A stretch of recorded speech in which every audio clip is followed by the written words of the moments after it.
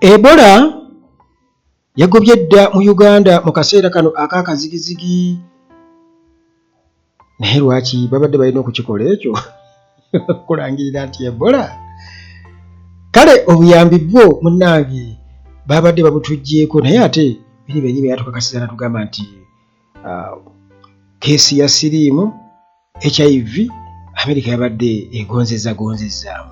Kati munnange abasajja bwe batyo balangiridde Ebola, bagambye nti bazuddeyo keesi, bagambye nti index case kati nga bategeeza oyo eyabadde oba suspect abadde alina obulwadde. Mujjukira terminologies ze baakozesanga acute, fertility, sibanyabikire. Nkugambye mu biseera bya covid twali tunatera okugenda mu kalulu, era mu biseera nga bino covid n'akola ki? N'abalukawo. Kakati munnange ekirwadde kino waliwo eyaŋŋamba juzi nti kati kuguno omulungi wali kwekwasa tegenda kubeerayo covid, tuli ku Ebola. Ng'onyumya covid, kati tuleese Ebola. Batugambye nti Ebola munnange azze, era mugulire eddala lyengenda okubeera nga nkuwa, obadde okimanyi nti nno abakulembeze ab'ennono badde bafuna omusaala gwa $6,000,000 buli mwezi. Kaakati munnange olowooza tezituuse kugenda ku $5,000,000. Ssaabasajja Kabaka wa Buganda nga bamukwanga 5 ze ng'agula airtime, okusinziira munnange ku bwavu obuliwo eggwanga. Obwavu buliruma, naye yo State House budget nga tebagisalako. Budget ya State House yo ebeera nnene eva, eyo tekwatibwako. Ssemituganda mu Parliament yabadde yayambalidde dda bekikwatako, era nga yeemulugunya ku ssente ezigenda mu bintu ebitagasa. Kakati waliwo budget ey'okubeera nga bagula amasuuti, bagula engatto, bagula ebitanda kwe bepicciza, bagula ebintu ebifaanaganako bwe bityo kwegamba eri abakungu ba gavumenti. Katuddeyo naye sooka osubscribing, osharinge, ate onyige notification bell osobole okubeera nga munnange ofuna okumanyisibwa nti tuwaniseeyo emboozi wano ku Uganda at large. Hillside View Apartments we bali wali ku Kasozi Jjanyi, Ntebe Road. Apartments za mulembe zirimu buli kimu, mulimu ebisenge ebisuka mu kimu, ekiyungu eky'omulembe, wifi ya bwereere, security eri ggulugulu. Awo Ejjanyi ku Kasozi Jjanyi ku kyaki apartments zino ezisangibwa. Osobola opangisa ennaku, wiki oba myezi, gwe kyoyagala munnange kyopangisa kisinziira ku ssente zo, naye nga buli kimu mwekiri mu apartments zino. Otwala bugoye bwo butonotono, kasenyaako na birala ebisigaddemu ebiri. Ate omusawo gy'ali asobola okujjanjaba ebirwadde muganda wange, ebirwadde atali Ebola. Awo batusinzeeko muganda wange, oli tajjanjaba Ebola, najja kujjanjaba ebirwadde ebirala byonna. Gwe endwadde zonna z'omanyira obulwadde bwammwe, obulwadde bwaffe nedda, obulwadde bwaffe. Gendayo. Ennamba zange zibaakuwa n'emwesebye 15 endala 73. Kakati munnange tuzzeeyo, batugambye nti index case salt treatment at Mulago in Kampala. Mbu index case ono gwe bagamba eyafunye obulwadde buno, naye ate batugambye nti yafudde mbu obulwadde bwamuyinza amaanyi. Kakati gwe boogerako nga index case bwe yagenze e Mulago ng'ayagala bujjanjabi, n'agenda ku ddwaliro lye baliyita Saidina Abubeka Islamic Hospital e Matugga wali mu Wakiso district ng'ayagala bujjanjabi, naye ne bigaana. N'agenda Mbale Regional Referral Hospital e Mbale City, ekibuuzibwa yalinnya ekitakisi ng'agendayo. Anti kati olwo nga kitegeeza nti abo obulwadde baba bamaze okulaga nti traces weziri okwetoola eggwanga nti ono yatambudde nnyo. Temuwakana yatambudde. Temuwakana. Kakati nti ono yatuuse n'okugenda mu basawo ab'ekinnansi, nti jjajja simanyi kinnuma ng'alowooza bamuloze.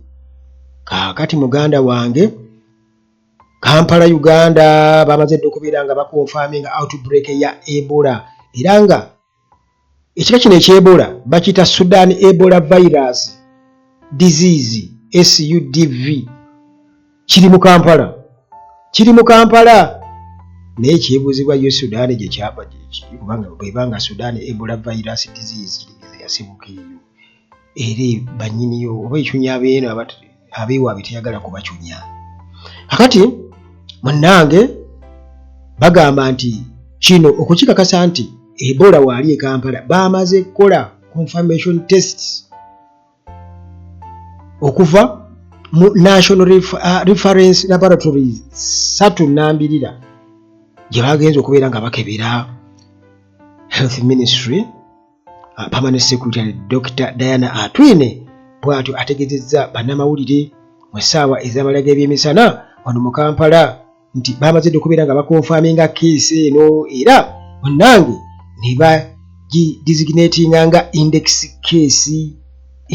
case ogerako index case oba kati index case eya kakati eyembi bisekebalaye jijukira ebigambo bye batugambanga mu COVID nga byalinga bingi simanya bano bebani simanyi ono ani kakati munnange nti Nancy eyalwadde omusajja wa myaka 32 era nti ono abadde mukozi we Mulago National Referral Hospital mbi yasooka kufuna lusujjasujja nga symptoms mujjukira symptom okwekyamura symptom mujjukira ebigambo ebyo byonna muganda twabiyigira mu COVID symptoms manyani kakati bwatyo munage nagezaako Mulago biganye nagezaako health facilities endala okubeera ng'afuna obujjanjabi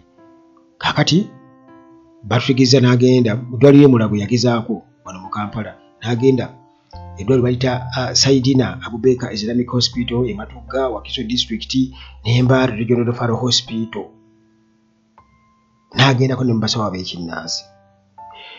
Atwine atubuulira atunnyonnyola kugamba bw'oyogera bw'otyo kitegeeza nti omuntu Ebola abamaze omutambuza nno eggwanga abamutambuza eggwanga kaakati munnange kigambibwa okuba nti ono gwe bwogerako yasose bagamba nti alina multiple organ failure ekigambo ekyo multiple organ failure kakati mbu munnange obulwadde bwamusinzizza amaanyi n'afa era yafiiridde Mulago Regional Referral Hospital nakuza omwezi 29 January 2025 era postmortem samples nizikakasa nti ono yabadde afunye ekika kya virus ey'Ebola eyitibwa Sudan Ebola virus disease SUDV.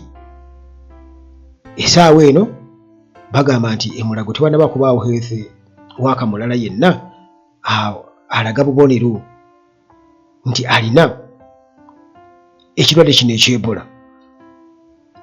Munnange bano batugamba nti ekirwadde kino virus eno ebaddewo emabegako mbu gyetawaanya ne mu myaka gy'ensanvu oba 1970 emeka eyo mbu yaliwo gye yatandikira eyo n'ejja mbu ebadde ejja ekola ki ejja ekijjanya bannayuganda. Kakati olwo bagenda kukola batya kubanga tukitegedde nti bannange waliwo yafudde Ebola e Uganda.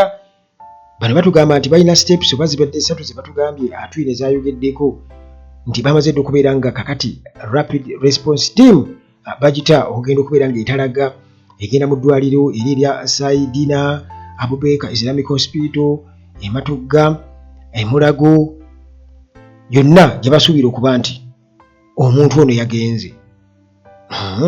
Step ey'okubiri kati bamaze okukola contact list.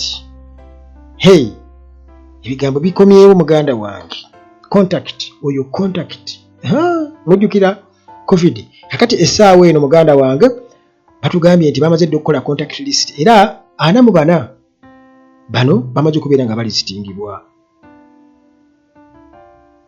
nti 3 ku bano ba health workers. Stage ey'okubiri ey'okusatu nti eyafudde bagenda kuba bamuziika mu ngeri ekkirizika okusobola okubeera nti nno baziyiza abantu oba oli awo okubeera nga bafuna ekirwadde kino eky'Ebola. Kati era bwe batyo babakanye n'omulimu ogw'okugema ba contacts bonna balanze okubeera nga babagema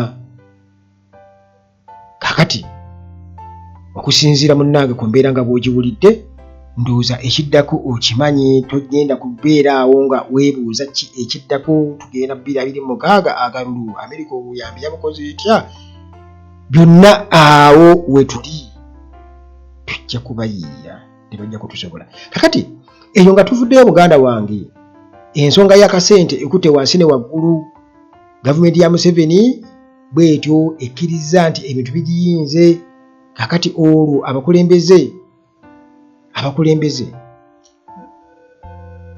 ab'amakwano Uganda katugeze nti bakabaka